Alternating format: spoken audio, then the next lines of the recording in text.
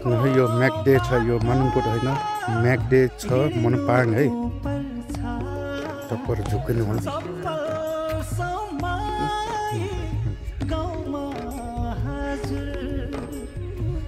हामी आज अलि अबलायौँ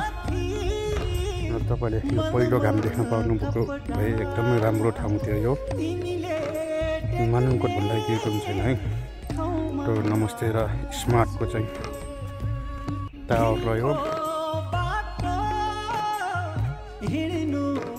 यो पहिलो घाम पनि देखिन्छ है साथीहरू यहाँबाट यो मनकोट भनेर नझुकिनु होला यहाँ चाहिँ हिमालय श्रृङ्खला पनि देखिन्छ आज अलिकति हुसी लागेको कारणले गर्दा हिमालयहरू अलिक क्लियर देखेको छैन यो म्याकडे छ मनपाङमा तल